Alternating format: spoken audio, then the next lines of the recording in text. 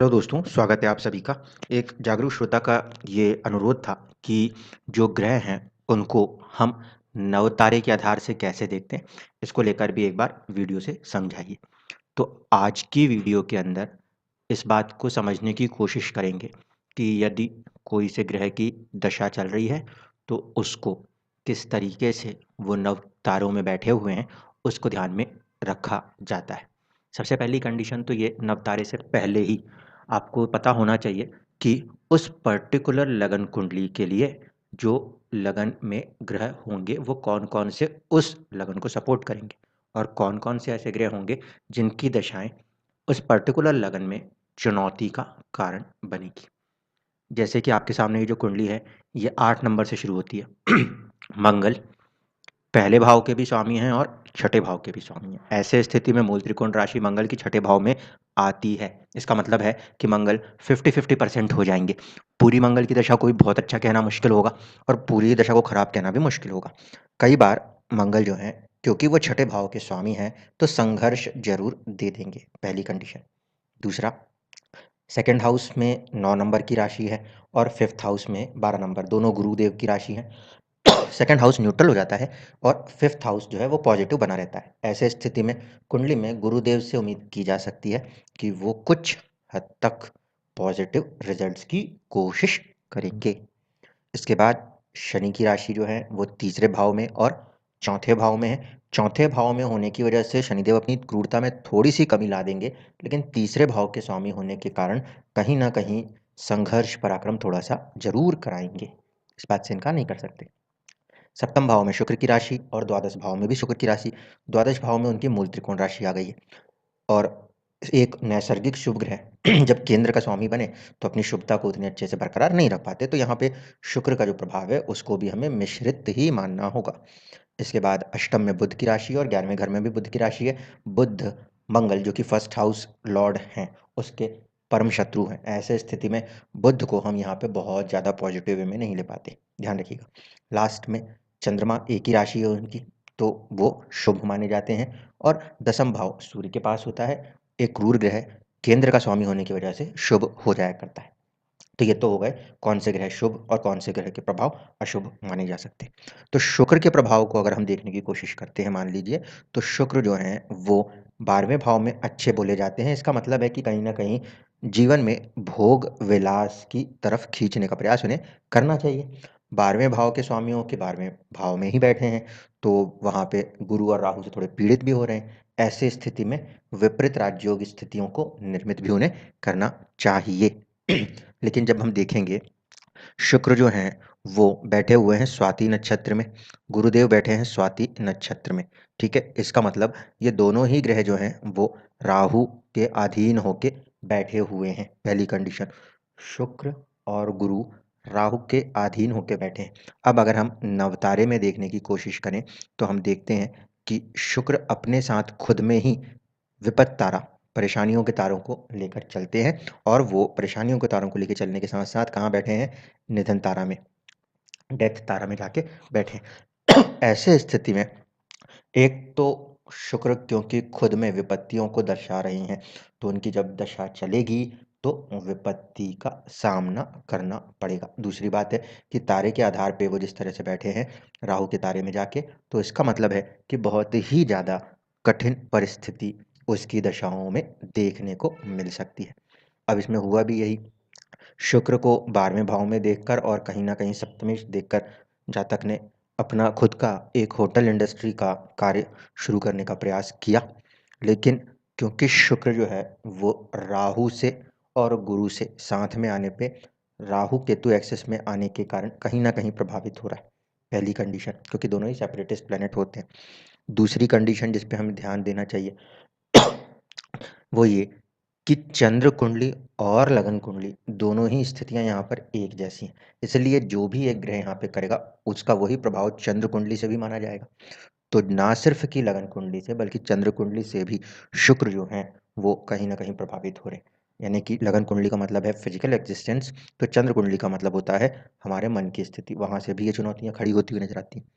दूसरी बात कि नक्षत्र के आधार पे हम खुद ही देख रहे हैं कि वो ऐसे नक्षत्र में बैठे हैं जो कि बहुत ही परेशानियों को दर्शाने का काम कर सकते हैं और वो भी किस नेचर की? अचानक वाले नेचर की परेशानी को दिखाने का काम कर सकते हैं। तो जब शुक्र की महादशा चली, शुरुआत के कुछ समय तो फिर भी ठीक गए, लेकिन बाद में तकरीबन-तकरीबन जहाँ से राहु ने अपनी एंट्री ली और फिर गुरु, क्योंकि ये जो हैं तीनों ही कहीं न कहीं इस तरह से बैठे हुए हैं कि चुनौतियाँ पे चुनौतियाँ देने का काम करने लगेंगे। तो राहु और गुरु की जो अंतर्दशाएँ हैं, उसमें बहुत ज़्यादा चुनौतियाँ महसूस हुईं। क्यों? क्योंकि एक तो तीनों ही ग्रह 12वें घर को रिप्रेज़ेंट करते हुए चल रहे हैं। दूसरी चीज़ अगर ध्यान से देखा जाए, तो ये कि आपस में ये तीनों ग्रह जो होंगे, वो तात्कालिक शत्रुओं की तरह बिहेव करेंगे। ऐसी स्थिति में शुक्र की महादशा में राहु की अंतर्दशा हो या शुक्र की महादशा में गुरु की अंतर्दशा हो, वो परेशानियों का कारण लाज़मी है कि बन जाएँगी। उसी तरीके से जब गुरु के प्रभाव को देखेंगे तो अंतर्दशा चंद्रमा के हिसाब से भी देखने की कोशिश करें तो 12वें बैठ के चलेगी, ठीक है? उस कंडीशन में गुरु खुद फिर से उसी नक्षत्र में बैठने की वजह से और ज़्यादा पेंच फँसाने वाला काम करने लगते हैं। छोटी-सी किसी बात को लेके झगड़ा और झगड़ा इस लेवल तक पहुँच जाना जहाँ पे आधे से ज़्यादा पॉलिटिक्स का इन्वॉल्व हो जाना, राहु की वजह से होता है। दूसरा, गुरु का जो प्रभाव है, वो भी कहीं न कहीं यहाँ पे देखने को मिलेगा। क्यों? क्योंकि गुरु जो है, वो राहु के साथ कनेक्ट हो रहे हैं, जिसको हम गुरु चंडाल योग के रूप में मानते हैं।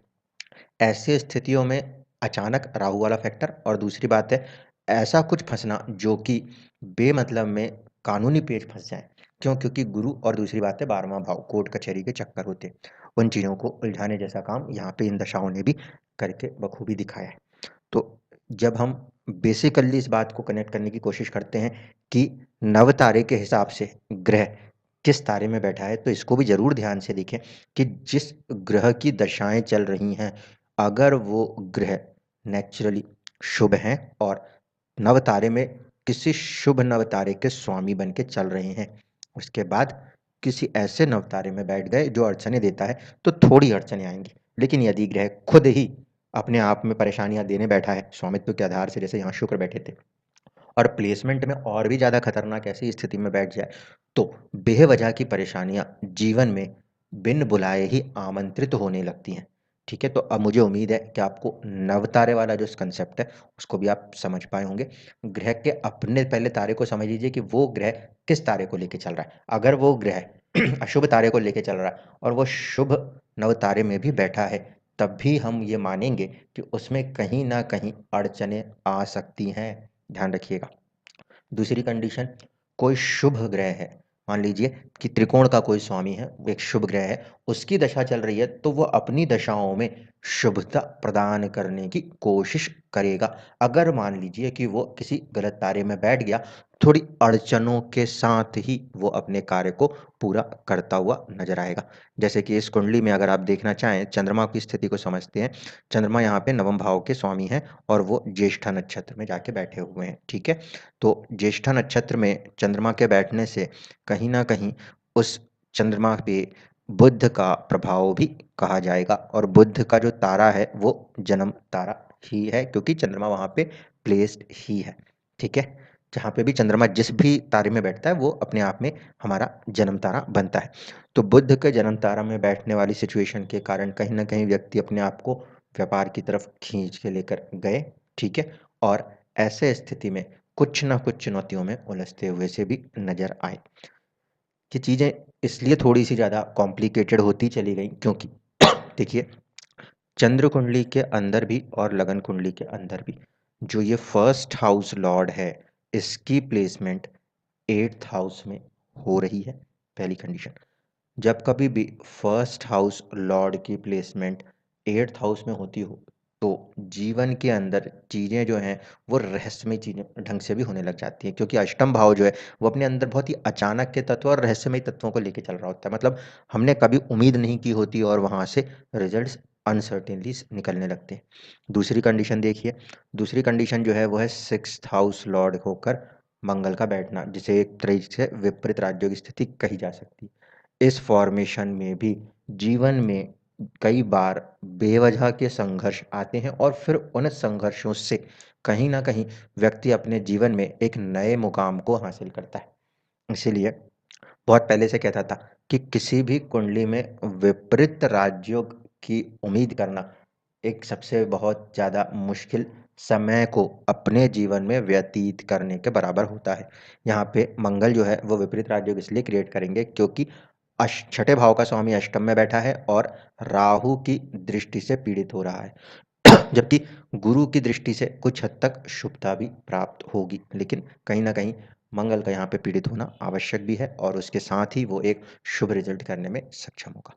तो मुझे उम्मीद है कि तारों को भी आप समझ पाए होंगे कि किस तरीके से नवतारों का प्रयोग किया जाता है और कई बार कुंडलियों के अंदर लगन कुंडली से, सूर्य कुंडली से और चंद्र कुंडली से, तीनों ही कुंडली से चीज़ों को लगाकर देखना और समझने का प्रयास एक बार होना चाहिए, ताकि ये समझ में आ जाए कि क्या रिज़ल्ट्स चंद्र कुंडली या फिर लगन कुंडली के आधार पे कुछ बदलते हुए से नज़र आ रहे हैं या एग्ज़ैक्टली सेम नज़र आ रहे हैं। धन्यवाद।